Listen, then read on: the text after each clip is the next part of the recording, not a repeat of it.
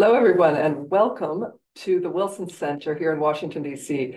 We are delighted to have with us some experts today to talk about this week's NATO summit, which took over Washington, D.C., but also produced a number of outcomes that are important for all of us as allies in the future.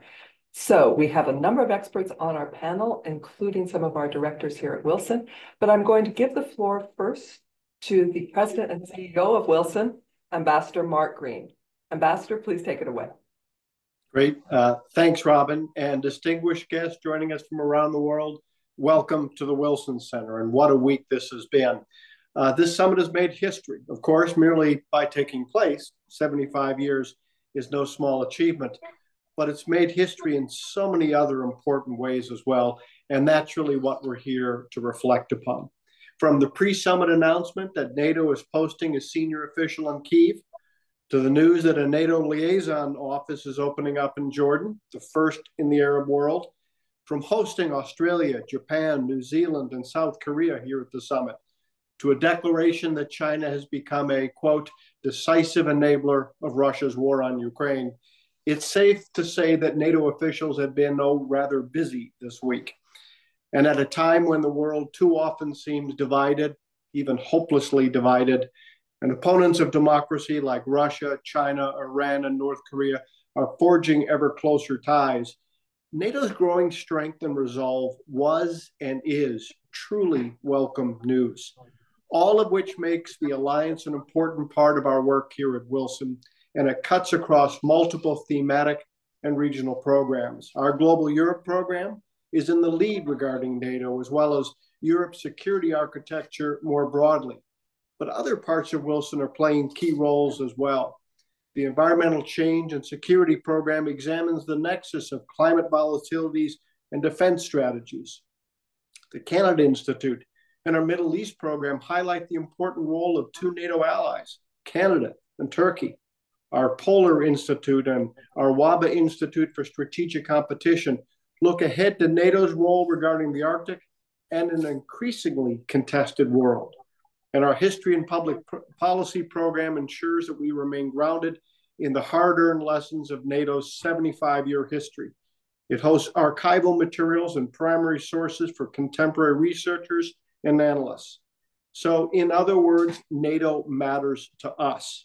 We have a remarkable audience today and a remarkable range of directors here and speakers and guests. Thanks again to all of you for joining us today. And with that, Robin, I'm going to turn it back to you. Take it away. All right. Thank you very much indeed. So we're going to start with a panel of distinguished guests here. They're actually more than guests. They are part of us here at Wilson. I'm going to start by introducing those three panelists. We're going to have a little discussion, reflect on the summit before I then interrupt us and we move to our directors for their take on some of the key issues at the summit. So for our panel, I'm going to start with Ambassador Phil Reker.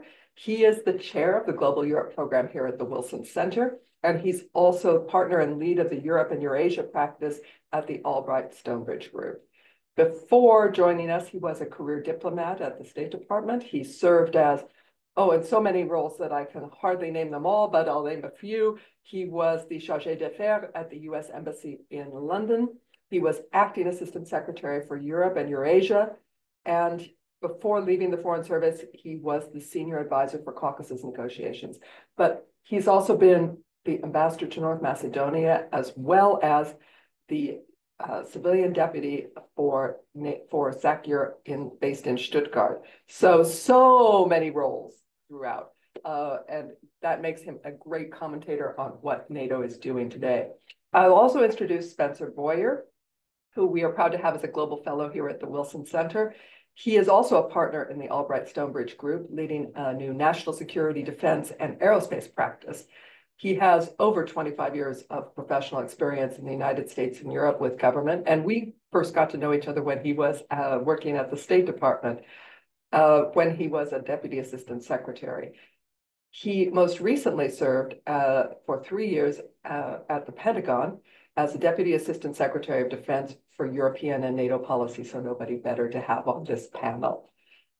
Finally, we have on our panel Mary Beth Long. She is a foreign policy and security expert with decades of experience in intelligence and defense-related issues. She's also a distinguished fellow here at the Wilson Center.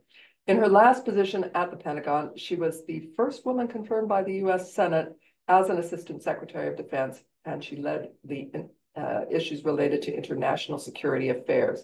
She was also the first woman to chair NATO's senior-most nuclear and missile defense body, the high-level group.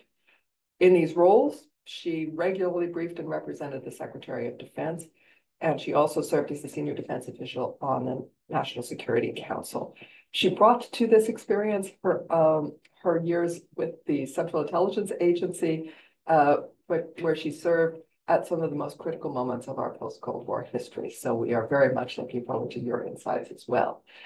Thank you all three for joining us. And I'm going to start by asking a couple of questions to you, Phil. You interviewed Secretary General Stoltenberg when he came to the Wilson Center in mid-June. And when he was here, he discussed the summit's theme of successful defense and deterrence, and he reiterated a lot of those themes at the summit this week. He backed that up also with a significant focus on the increase in defense spending. So my question to you is, did the summit deliver on that message that he previewed with you? And do the actions at this summit mean that there will be the ability to deliver on that in the future? Well, thanks, Robin. Great to be with you and colleagues from the Wilson Center. It has been a full and intense week with the NATO summit here, celebrating 75 years of what is, I think, very much the most successful defensive alliance in history. And indeed, we were really honored to have Secretary General Jens Stoltenberg at the Wilson Center previewing this summit. He did talk about the history of NATO, its success in maintaining peace and stability, and therefore a level of unprecedented prosperity in its area of operation, the broad North Atlantic, transatlantic area. Now, of course, with 32 allies in the alliance, starting with 12 75 years ago. And I think that was very clear at this summit. We saw at the opening ceremony Tuesday night, and in the remarks that President Biden made there, also President Biden delivering to Jens Stoltenberg the highest civilian honor that the United States can bestow for his decade of extraordinary leadership of the alliance. We saw how NATO had prevented war in Europe, and a region that had experienced not only the First World War and the Second World War, but was able to prevent the Cold War turning hot through defense and deterrence over a long period. And NATO has found new purpose, whether it's what was done to prevent the Balkan wars from spilling into broader space, to now defending its countries, the NATO member countries, allies against Vladimir Putin's Russia. And we've seen that clearly since the full-scale invasion of Ukraine in 2022. The communique that was issued at the end of the summit this week, I think, clearly lays out that NATO is unified. Its 32 allies, including for the first time at a summit, Sweden, are together in terms of defense and deterrence. And we see, of course, this tremendous increase in the burden sharing issue that has been an issue for a long time. Now, 23 of 32 NATO allies meeting that goal of 2% of GDP, and the alliance as a whole meeting 2% of GDP, which is an enormous amount going toward defense, understanding that the threats from Vladimir Putin, but more globally, are there. You saw support for Ukraine, which was something that Secretary General Stoltenberg spoke about, and certainly President Biden and other leaders have underscored. This bridge to NATO membership for Ukraine, they did not get an invitation, but they weren't expecting an invitation. That was clear that there would be strong support for Ukraine. The language says irreversible road to membership. And of course, you have a compact of 20 countries that have bilateral arrangements with Ukraine, increased air defenses. You'll see F-16s going to Ukraine, NATO coordinating assistance. As Ambassador Green mentioned, a special envoy from NATO that will be based in Kyiv. This is about defense and deterrence broadly, about supporting Ukraine, about partnerships and defense production, working with the private sector, industrial-based cooperation, and increasingly we heard about NATO's focus on hybrid threats, multiple domains that are a challenge. And of course, we also saw strong language in the communique about China. NATO had identified China as a challenge in its new NATO strategic concept that was promulgated in 2022 after a very forward-looking review process. Indeed, the new communique suggests that China poses a threat as a decisive enabler of Russia in Russia's attacks on Ukraine and potentially broader in Europe, even the concerns about threats to NATO allied countries. And finally, there was a real focus on partnerships. As the Secretary General previewed, we saw partners from the Indo-Pacific, Japan, Korea, Australia, New Zealand joining in these conversations, underscoring that NATO has, in a sense, a global role in leading in collective defense, and that we will work with other countries as part of that in a partnership designed defensively, not offensively, but defensively to maintain peace and stability in our world. Thanks so much for that. I think that's a really good overview and touching on so many of the themes that we have actually had here. I'm going to push you a little bit on Ukraine and ask you for your assessment of this bridge to membership. What will this mean? What will this change from the previous relationship that we had?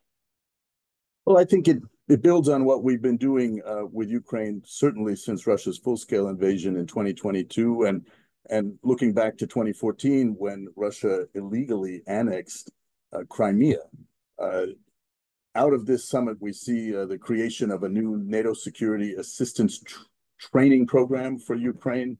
There will be a movement of the work that's been done in that regard under NATO auspices. And NATO command will be focused on resourcing, burden sharing, coherence, and coordination of our assistance.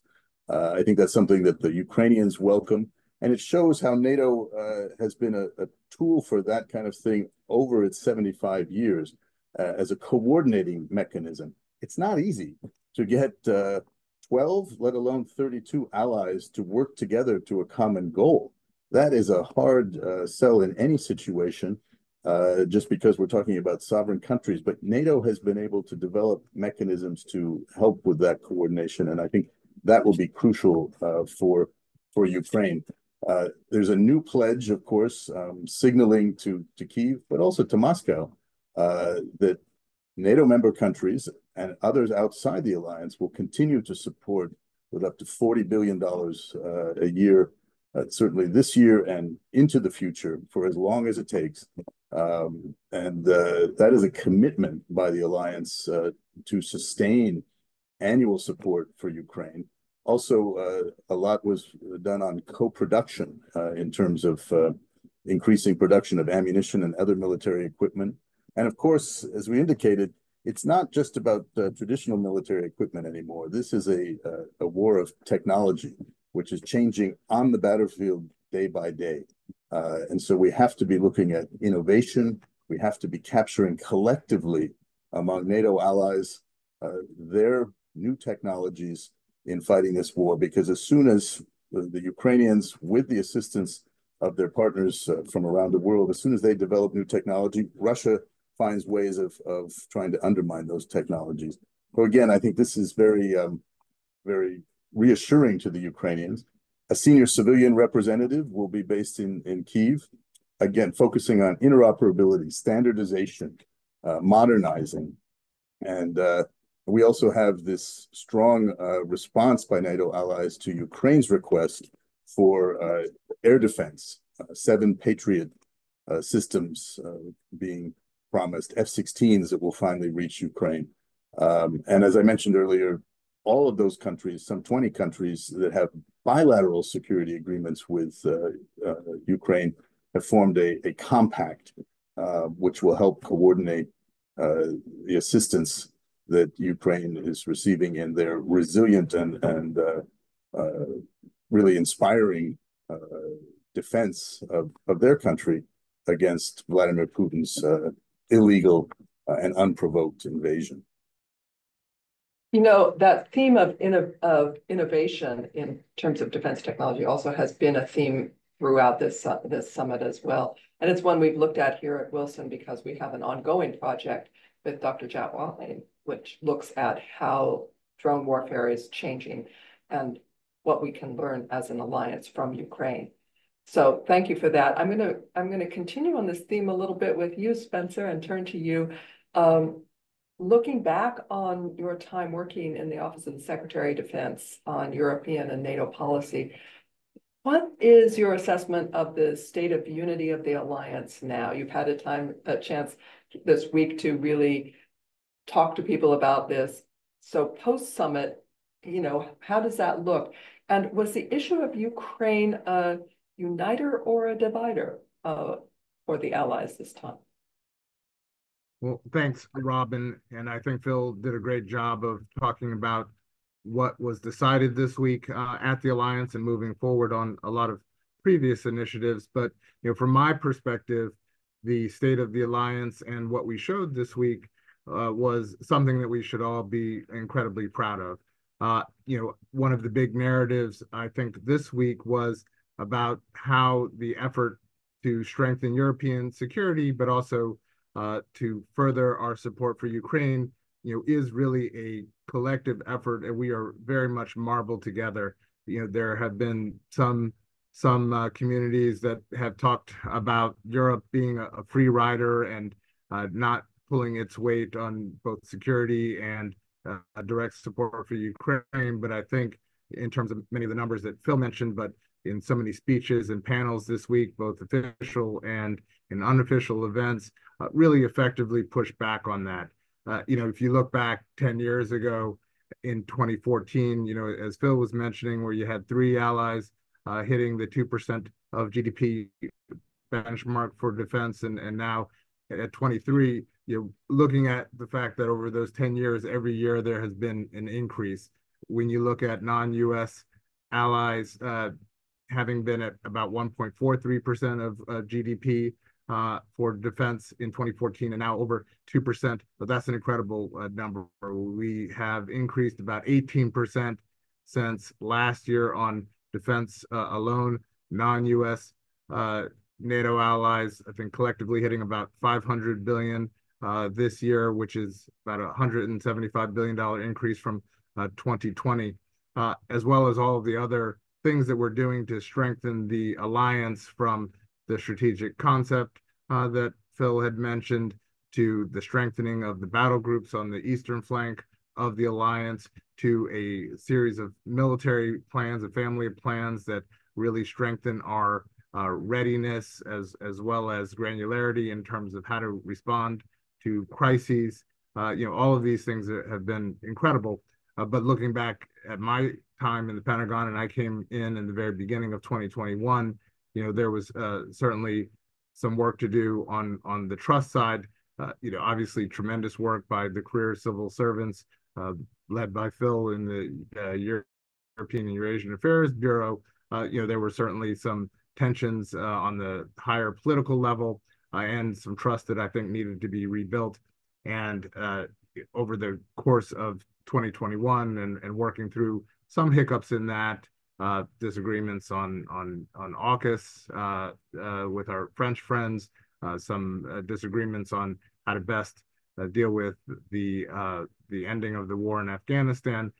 When we headed into what we saw as indications and warnings of the invasion of Ukraine, I think one of the things that the United States did that was very much appreciated was leaning into intelligence sharing, information sharing in a way that we hadn't done before. I was the National Intelligence Officer for Europe in the National Intelligence Council in the Office of the Director of National Intelligence in March of 2014 when the invasion of Crimea happened. And, there has been tremendous progress since that time in terms of how we went about socializing things with our allies. And, they very much appreciated it. They didn't always agree with everything we laid out, but I think that process helped us to work more closely on Ukraine. And again, Phil laid out some great stats with regards to Ukraine support. But I think a lot of our publics didn't really drill down on the fact that depending on sort of how you look at the numbers, Europe has been and is continuing to do even more than the United States in many ways with regards to supporting Ukraine. If you look at full military, humanitarian, refugee assistance, the training that European countries have been doing for Ukrainian soldiers, tens of thousands that the EU have trained. So to me, I think the message really is that we are completely united on this, in terms of what we're doing going forward with Ukraine and the inevitability, the irreversibility of Ukraine's path to membership was laid out, I think, very clearly, and the various packages of financial assistance, the military assistance, the weapon systems that Phil had mentioned, I think all send a really strong message to Vladimir Putin that we are in this. Certainly some concern about where we go, in the future with different messages about what our support to Ukraine might be. But I am heartened by how much support in our U.S. Congress there is for staying the course. Picking up on a theme that the Secretary General actually highlighted here when he came in June, do you think that the summit successfully made the case that European security is essential for the United States? I do, although I think that this is something that we need to continue to hit, as you have many who try to say it's an either or, and we need to be just focusing our attention on the Indo-Pacific theater and somehow shouldn't be focused on what we see within Europe and European security more directly. I think the message that you heard from Secretary Blinken and other leaders over the course of this week is that European security really is our security as well. All of these theaters are interlinked in terms of cooperation of actors, most notably sort of Russia, China, North Korea, and that we don't really have the luxury of trying to say, hey, we can step back from Europe and just focus our attention elsewhere, whether it's our southern border or the Indo-Pacific. Obviously, adversaries around the world are watching what we are doing in support of Ukraine, and Putin and others would certainly be emboldened if it looks like all they have to do is wait us out and our resolve would wane. Certainly, if we were to not be as supportive as we are, and our leadership is absolutely crucial. If I learn nothing else from my time, working on this problem set within the Pentagon, I can absolutely say that our European friends and allies, will repeatedly say that European resolve and U.S. leadership in terms of how we have gone about pulling together, and I think leading in many ways the alliance in the pushback against Russia, is crucial going forward. Everything from our establishing the Ukraine Defense Contact Group to sort of other efforts.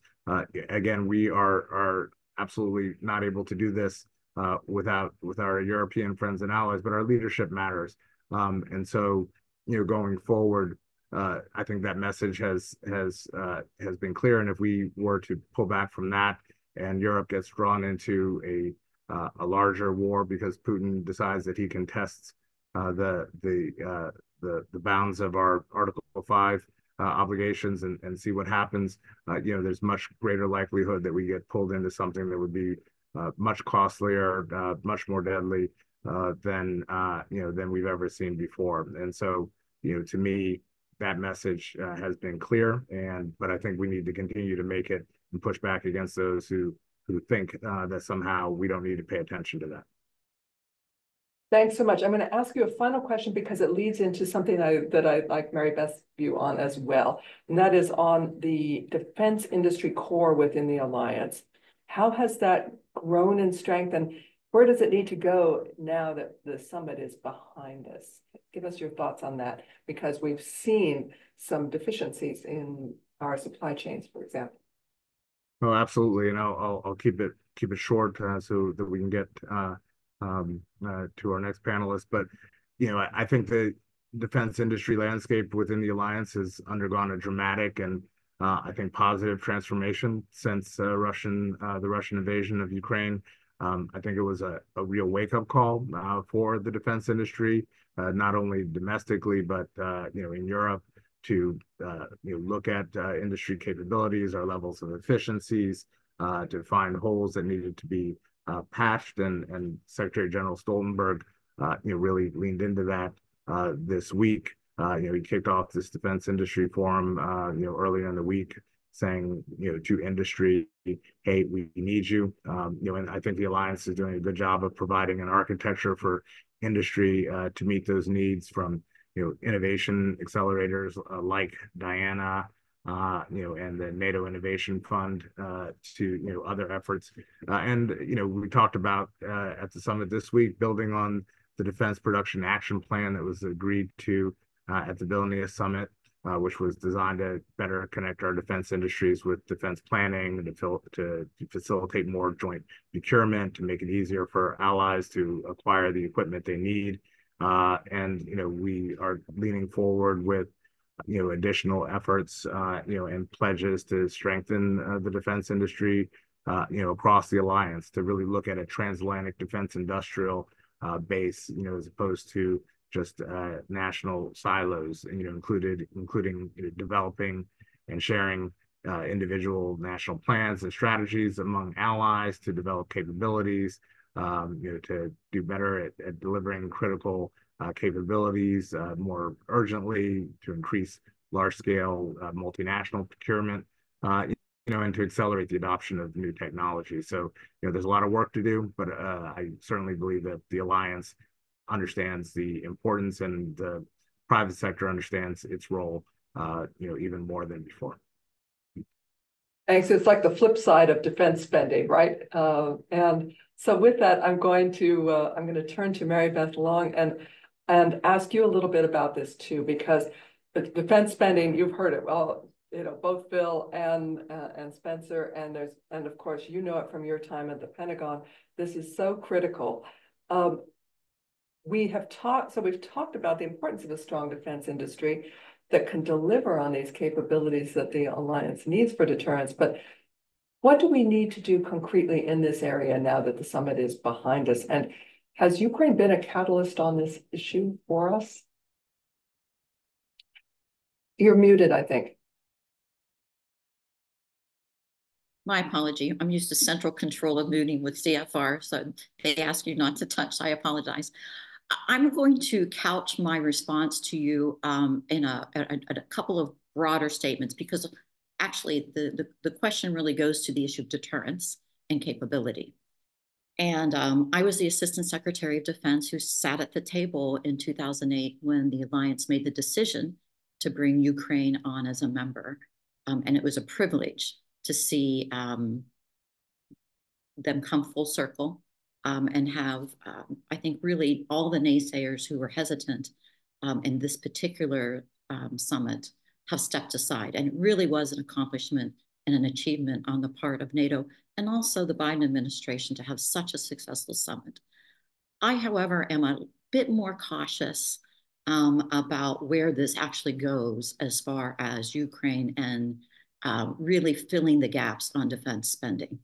And I'll back into the answer to your question in saying that from a nuclear perspective, we'll put that aside for a moment. But in speaking to the Secretary General when he was recently in town, and in my role as a NATO advisor, even after 2008, the increase in spending to 2% by 23 of the nations, and some of them beyond, by the way, is really an accomplishment. And that has gone across a number of presidencies, but I think the Biden administration did a great job in really bringing that home. The problem with that is, while I'm optimistic and I don't disagree with what my colleagues have said, a lot of that 2%, overwhelmingly the majority of it, is going to be used to basically catch up and backfill on programs, on training, on production, and on capabilities that have been let to atrophy over the last 20 years. And there's not much going to be spent on new programs. There's some remarkable exceptions to that, and one of them is the United Kingdom putting a substantial amount of funds toward rebuilding its nuclear maritime capability with the submarines. But there's not going to be a lot of new funding that is available for innovative and advancing technology, number one. And that also I understood from several private meetings where there was some more open conversation about where is this massive new funding going. Secondly, most of that funding is going to nation-centric programs because despite the initiatives and the efforts of NATO to have a NATO-wide spending program and innovation funds, the countries still do country-specific procurement. And that actually is not designed yet to get over some of the EU economic hurdles that prevent a lot of these countries from investing in defense capabilities produced by another country. And then the third hurdle that really no one wants to talk about, and is something that our Congress really needs to understand, is 80% of the new funding is coming to the United States. So the United States ought to be applauding all of this and supporting the Ukraine effort. And there are colleagues on my side of the aisle who I think really need to have a come to Jesus on the fact that this is not only providing for U.S. security, but is really a bountiful amount of money coming to U.S. defense industry, 80% coming to the United States. That's not leaving a whole lot for the training, the filling of the gaps, and the building of new European industries. So while I'm extremely optimistic, and I think this assembly could not have gone better, I do think that we're going to have to hold feet to the fire, and there have to be real comeuppance to those NATO members who have not met the 2%. Many of them, and I think Poland and some of the newer countries, are going to actually be announcing going above 3% and into 4%, and that they're so convicted to the fact that we need to catch up. So I'm pessimistic. There's a lot of work to be done now on the back end of the summit to make the promises and the commitments work. You know, I think you're so right to highlight the fact that readiness was an issue, and that some of this investment is actually going to fill the gaps in readiness that showed themselves also in the supply chain when it came to actually utilizing and transferring equipment. So that is a very good point for us. I remember Secretary General Stoltenberg was also, however, highlighting exactly how much of this procurement would very likely benefit the U.S. economy. So I totally agree with you that that is also a theme that we can see for the future. I don't want to neglect the nuclear issue, and this is an area that you really have so much expertise in. So let me direct a question on this your way, and that is, you know, since you were so engaged in NATO's nuclear policy while you were at the Pentagon, can you give us your assessment about how NATO is managing its nuclear capabilities and deterrence, and what you see as the chief challenges in this area coming up? Absolutely. One of the blessings, if you can call it that, of the Ukraine conflict is a refocus of NATO regarding its nuclear capability and the role of that capability in overall deterrence. Again, in 2008, even afterwards, you know, European voters, in Germany in particular, were fairly agnostic, I think, on a good day, and were quite opposed to nuclear weapons. There was a lot of green movements that were very active. My understanding from a private meeting this week is that that has turned around. And in fact, European populations and voters are very interested in making sure that Europe as a whole, and NATO in particular, has reestablished its nuclear deterrence and its nuclear capabilities. And that's a very good sign, I think, for something that was at one point the US and several other countries pushing with several laggards who were actually part of key components of the nuclear program. The other very good news is the United Kingdom and several other countries who have had nuclear roles. The UK in particular have realigned funding and are looking hard at reestablishing their nuclear capability. I think what may be missing, and there's one other point, I apologize before I go on, the F-35 and the fact that many of the NATO partners are getting F-35s. There's a deterrent / nuclear role for aviation. You mentioned a little earlier about the F-16s, long promised, long delayed, getting to Poland, but the aviation capability is part of our broader deterrence, for which nuclear is part, is very important. And there's some discussion of the role of the 35 going forward in a nuclear program. So that's all good news. The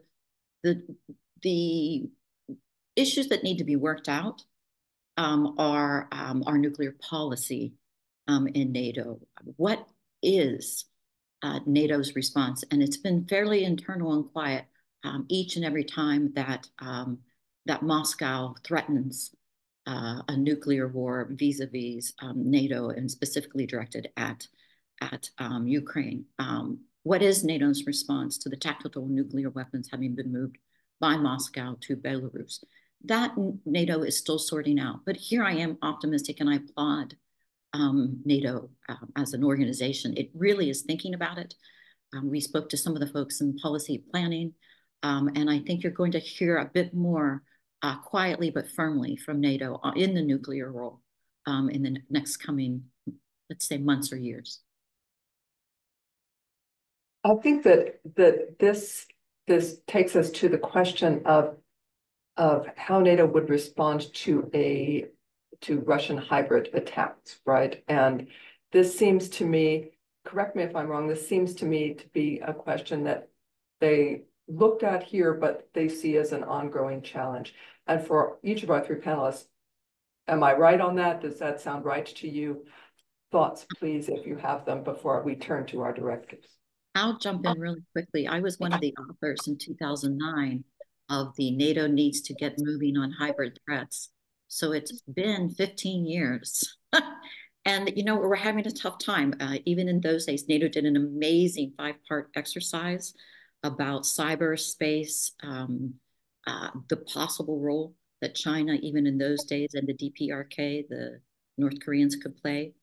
I think, like most individual militaries, it's difficult to look at the hybrid threat. And when you fold in the continuing role of terrorism, which, by the way, the communicated also addressed, and the use of proxies and commercial military like the Wagner Group, NATO has its work cut out for it.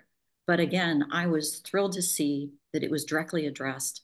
And I think that the posture that NATO is taking as this being an evolving and constantly updated examination of how not only NATO, but NATO's countries and NATO working with its partner nations globally.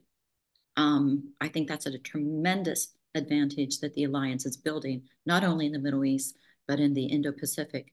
I think the hybrid threat issue is foremost and forward in their thinking, and I applaud it.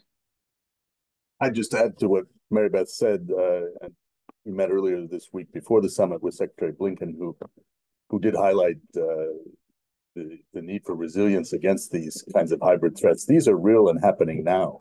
The Russians are attacking in all domains, not just Ukraine and on the battlefield, but in various ways, including, as Mary Beth said, terrorism, arson that's taking place in Europe. We see lots of examples of it, and of course it extends to the broader cyber threats against our democracy.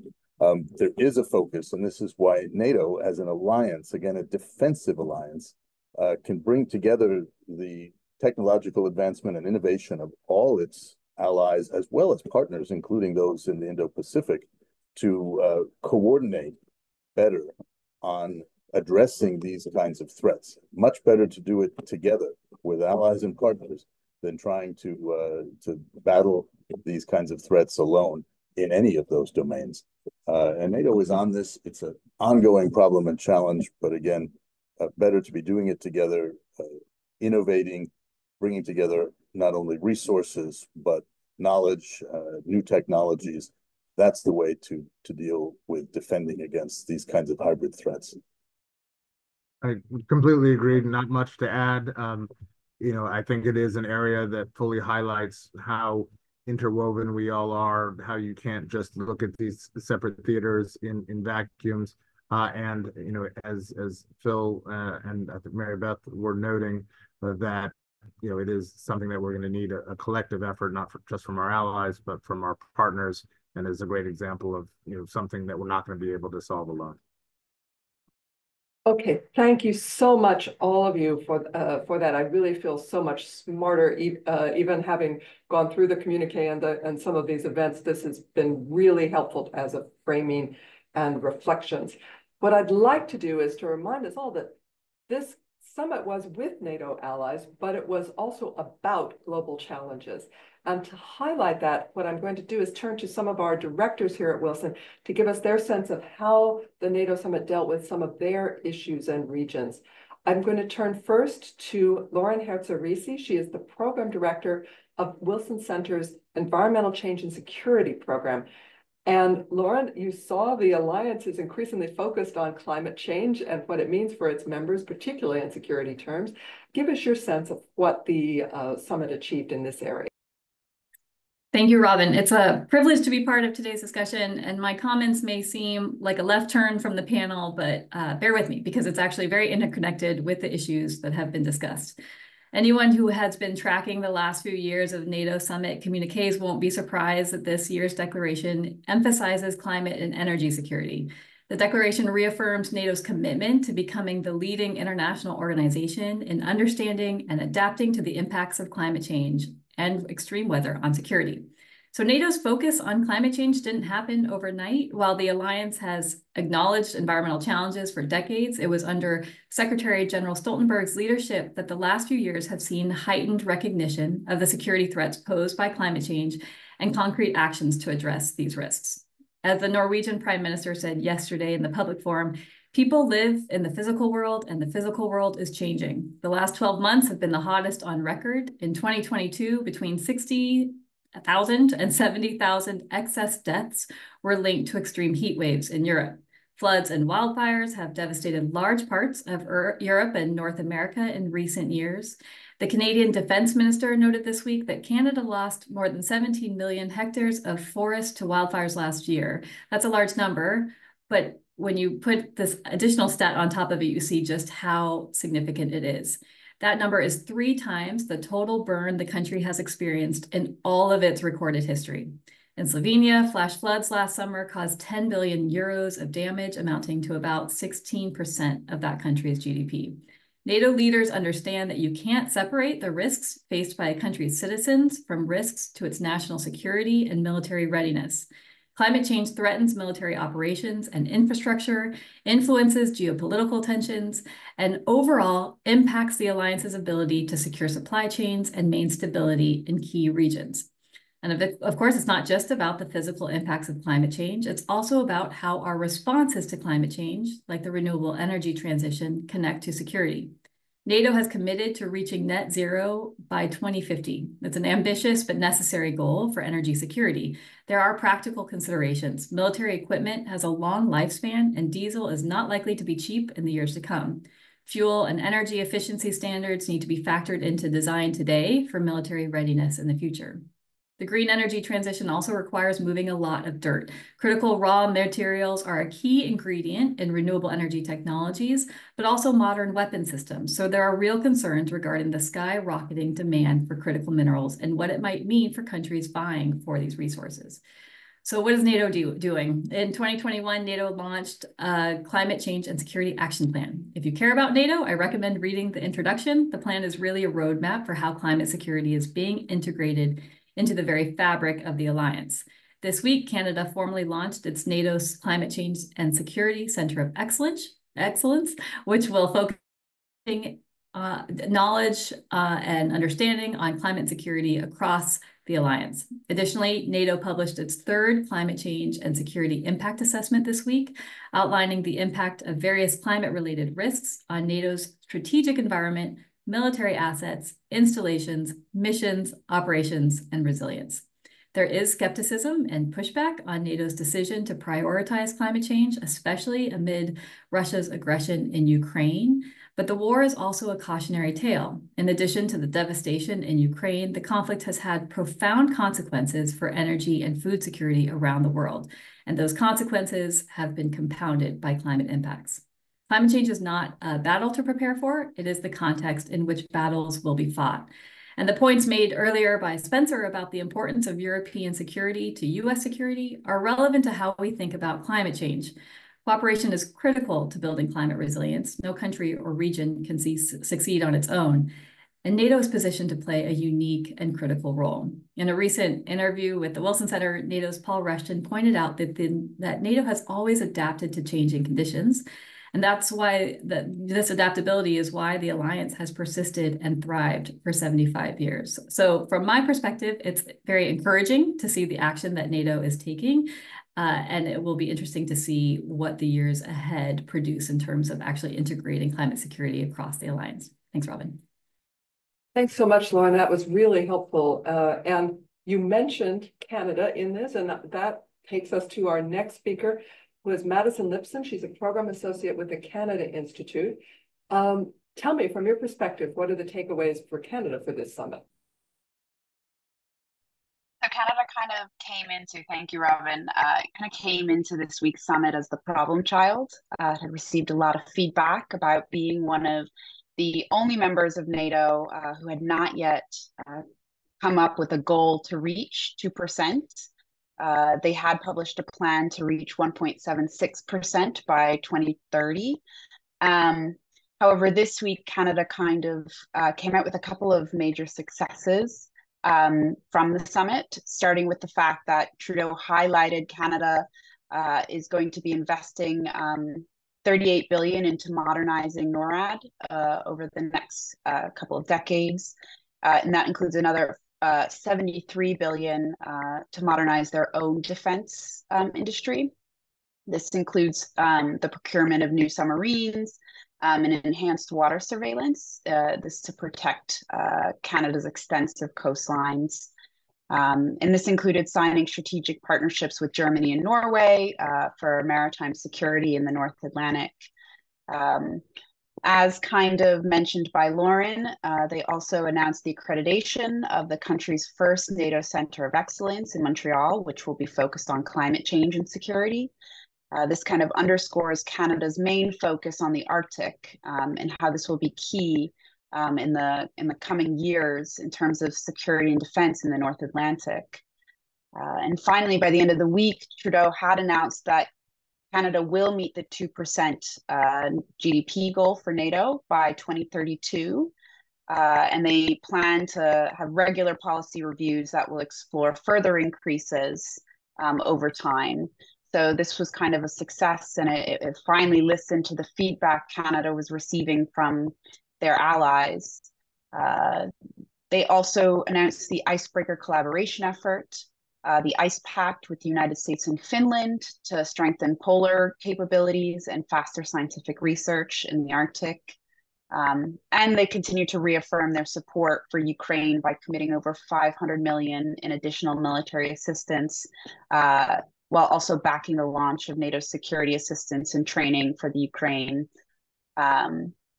So Canada, kind of came in as the scolded member, but really came out with a plan and kind of a plan of how to better support NATO as kind of time goes on and the environment changes around the world, especially when it comes to the Arctic, as this is going to be kind of their main focus in the coming years. Thanks so much, Madison. That's really helpful. It struck me that I had not heard Canada mentioned as much as it was at this summit. So sometimes it's useful. Geography is everything, right? With that, I'm going to turn to the Kennan Institute's Joe Dressen, because much of the work on that has happened here at the summit has had Russia in its focus. And you, as a senior program associate at the Kennan Institute, have looked at this over time. I'd love your thoughts on how Russia is going to respond to this. Thanks, Robin, and glad to be speaking with the distinguished members of the panel, my colleagues today.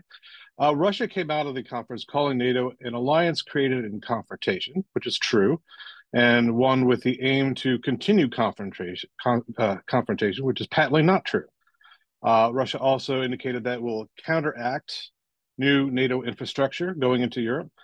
And I think basically what that boils down to is a desire to ramp up production of medium-range missiles, the kind of which was used to hit that pediatric hospital in Ukraine over the weekend. These missiles can also be nuclear armed and were of the sort controlled by the now defunct IMF treaty. But in truth, Russia has limited options when it comes to openly, and there's a lot they can do, just in sort of asymmetric ways. But in terms of openly responding to NATO policies, it has really one arrow in the quiver, and that is directly or indirectly threatening the use of nuclear weapons. And that tactic has had limited, but perhaps diminishing success during their war in Ukraine. It has played a key role in limiting the weapon platforms delivered to Ukraine and the restrictions on how those platforms are used. But now, 2+ years of war in Ukraine have amply demonstrated that Russian conventional arms are really overmatched by NATO systems on the battlefield. For that matter, Russian arms are also overmatched by Ukrainian manufactured items like the sea drones that have driven Russia out of the Black Sea largely. So Russia is quite capable of destroying hospitals, apartment buildings, power stations, but that's not going to knock Ukraine out of the war by itself. And we'll see whether whether Russian threats of nuclear escalation will continue to have success against Ukraine's allies. So far, as I said, that success has been limited, and it's diminishing because more advanced weapon platforms and more permissive terms for those platforms are being provided over time. And as was mentioned earlier, NATO is getting serious about its own nuclear deterrent. And I think in that regard, Putin is a victim of his own rhetoric in prompting that response. In terms of world opinion, since Russia launched its invasion, over half of the world by GDP has denounced Russia consistently, but over half the world by population has not denounced Russia. But not denouncing Russia is not the same thing as supporting. Russia only has allies that it can buy or rent with supply of cheap energy, resources, or weapons. Some nations sympathize with Russia and China's resistance to the Western-led economic order, and that sort of has carryover into the Ukraine conflict. Some nations are led by autocrats that admire the Putin model and view any Russian success as vindication of their own tyranny. Some nations profit by helping Russia evade sanctions, but none really stand with Russia as an ally or as a friend. Consider the Russian version of NATO, called the CSTO, Collective Security Treaty Organization, comprised of 6 former Soviet states: Armenia, Belarus, Kazakhstan, Kyrgyzstan, Russia, and Tajikistan. Well, it was comprised of 6 states. Armenia has declared in June that it's going to withdraw after Russia failed to come to its defense in its conflict with Azerbaijan over Nagorno-Karabakh. So basically, Putin and his war in Russia is really destroying long-term Russian prospects for security, prosperity, and diplomatic relations around the world. And this NATO summit that just concluded is only a further demonstration of that fact. Thanks, Joe. That gives us kind of something to watch for also in the coming weeks ahead, right? Thank you. I'm going to turn now to Mike Sfraga, who is chair and distinguished fellow of the Wilson Center's Polar Institute and also chair of the U.S. Arctic Research Commission. And I'm just going to say that I thought this summit was more focused on Arctic issues than any I've seen to date. Can you assess the progress that the summit has made on this issue? Yeah, thank you, Robin, and thanks to my colleagues here. Yeah, very much so. I think it was very much a shift in how NATO perceives itself and how perhaps the globe perceives NATO. And that is that we now have, of course, Finland and Sweden, full members of NATO.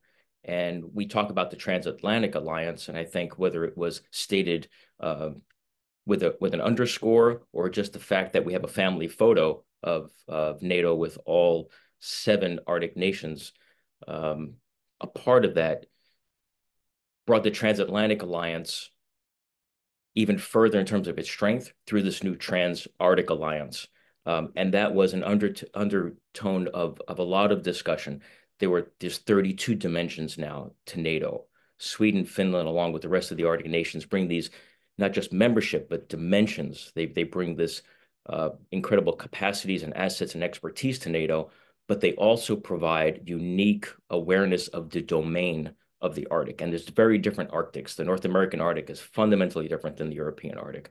And not just the oceans, but also the terrain itself. We now have a North American European arc of commonality, an arc of security that was an undertow, explicit and not explicit in some of the discussions and agreements and dialogue that went on. But this new arc of security that spans all the way from Alaska to Europe fundamentally changes at least the mindset of how we view the Arctic. I know it does for me, and I think it stretches the idea of NATO flanks. We now have a Western flank from Alaska, Canada, that seeps into discussions about the Indo-Pacific, which I'm sure Shahoko will cover. But we saw a mind shift, a perspective, a geographic perspective shift, with Finland and Norway now completing a NATO land bridge to Norway, and what that would mean as perhaps a NATO Arctic bulwark in that corner of the world against aggression. So it's a shift in the way we think, a shift in the way we bring in membership, not just to have members on a list, but the assets and the capacities that they bring to the alliance, but also how the alliance uses their expertise of the landscape, and a shifting landscape, as Lauren noted. Climate certainly has affected this landscape. It's not static, it's very dynamic. It's warming 4 times faster than anywhere on the world. So this is a complementary strength in this new trans-Arctic alliance that strengthens the transatlantic alliance. It's very unique in the way in which now the Arctic has permeated this alliance, but also the way in which the Arctic has permeated the broader geopolitical spread of what we're dealing with.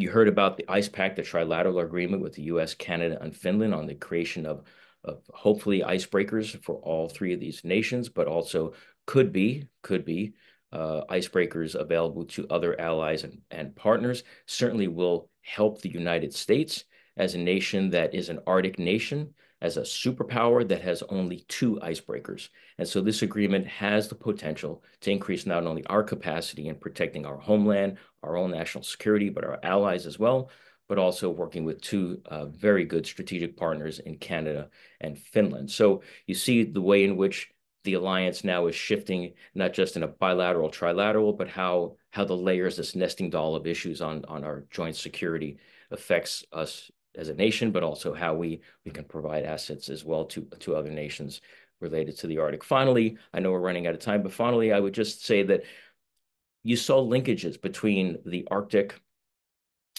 European Arctic, the North American Arctic, to the Indo-Pacific. I would argue that Alaska sits at the nexus between domestic and foreign policy because of these arcs of commonality. There's a Pacific arc to the Arctic. There's a North American arc to the Arctic. And you saw the way in which the AP4 came into these dialogues. You know, it's like real estate. It's location, location, location. And for the Arctic, it spans the Pacific and the Atlantic. And so there are implications here for NATO on its western flank, as noted with with North Korea, with our allies in South Korea, Japan, and the stretch of the North Pacific, the Bering Sea, the Bering Strait, the South Pacific, the South China Sea, to me, the Indo-Pacific, these are all connected. And so you saw in various discussions, all of these connections permeating from and to the Arctic region.